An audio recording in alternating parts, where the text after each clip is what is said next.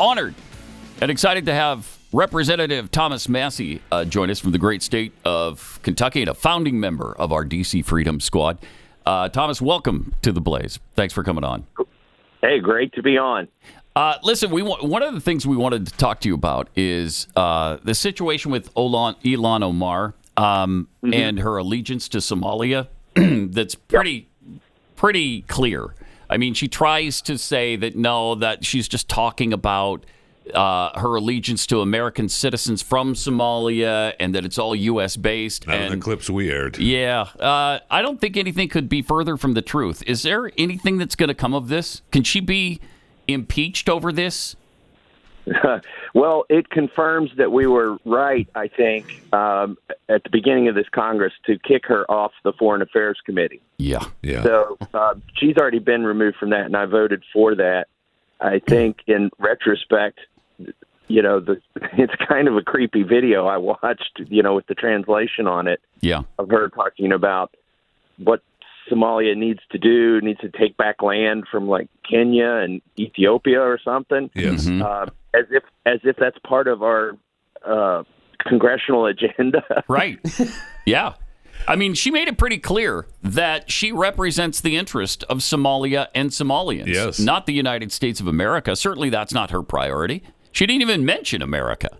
Yeah. Well, I'm one of those people. I didn't vote to expel George Santos. Right.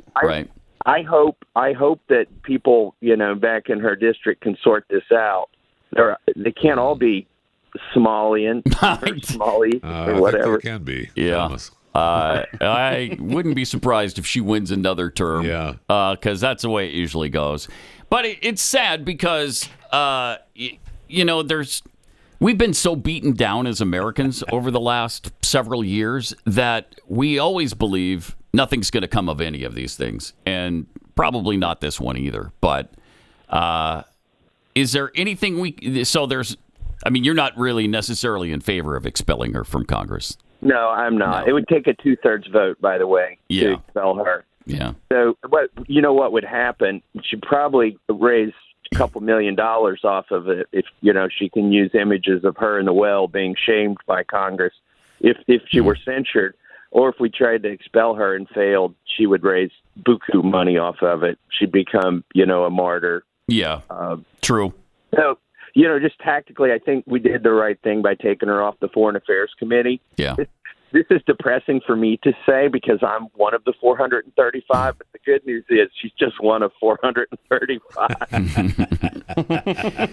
Speaking of the 435, is there anything the 435 are going to do about this border mess? Americans are fed up about that as well, and it seems like nothing is getting done. And now all of a sudden we've got the Biden administration saying they've done everything they can possibly do with the border. He needs more power. He just needs... Yeah, if Congress would just give him the tools, he'll shut that baby down tomorrow.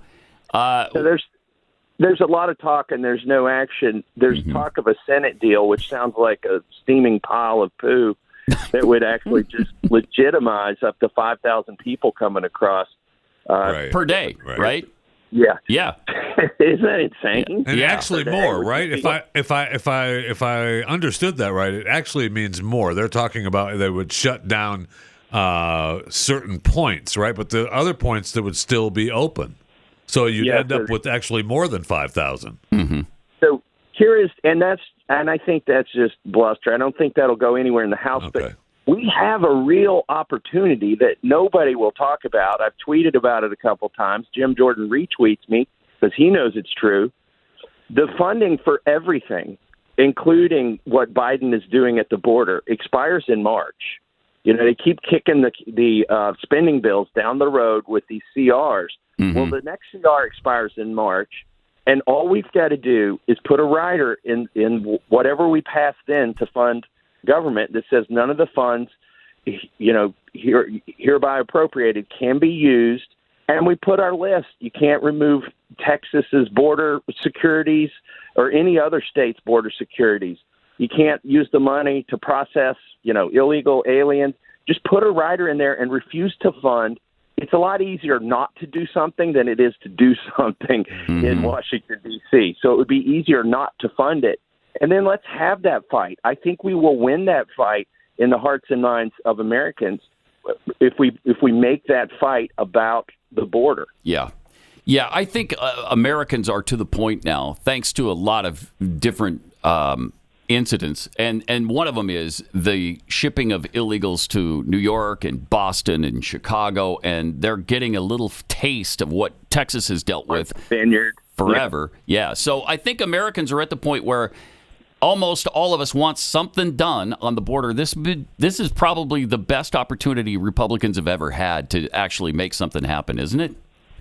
Oh, absolutely. And of course, he's out of the race, and I'm not stumping for Ron DeSantis, but he sent 62%. He sent that plane load of illegal aliens to Martha's Vineyard, and they said you'll lose the Hispanic vote. He got 62% of the Hispanic vote a few weeks later in the election. Yeah. That's a massive miscalculation on the left's part, is that they think that Hispanics who are here legally are in favor of more illegal immigrants. They're not. They're not. And I think that's pretty clear now. Plus, it's pretty clear Ron DeSantis didn't know what he was doing. There was no room in Martha's Vineyard for people. There was no place for them to stay, Tom. I mean, they had to bust them out immediately and find them a place where there was room. It's just incredible. We're speaking with Representative Thomas Massie, who, by the way, has a 100% lifetime rating, I believe, from FreedomWorks. And we just saw, was it the Republican Freedom Caucus? Liberty Caucus. Yeah, the Liberty Caucus, who also gives you 100%. Congratulations on that. Yeah, the Liberty Caucus gave me 100%. FreedomWorks, I don't know, it might be 95 or 98%, which means they're only wrong 2%.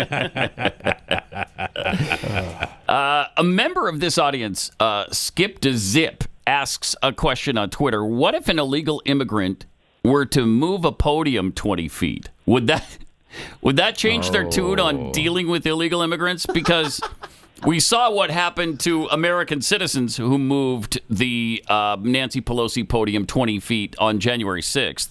If it was an illegal, I think that would be excused. I think it'd be fine. You'd have to. Probably. You know, this week we're passing a bill to make it clear if you do drunk driving and you're illegal alien, you're going to get deported. A bunch of other things that just are common sense, and it's going to be interesting to see if Democrats will vote for or against that. It's going to be a real good test this week. It's been interesting to watch Biden try to turn this around on Republicans, that you're the ones who don't want more border protection. You're the ones that are not letting him shut down the border. You're the ones who are denying more border agents being sent. How is he getting away with saying that? I don't know how much Kool-Aid you have to drink to believe it when he says that.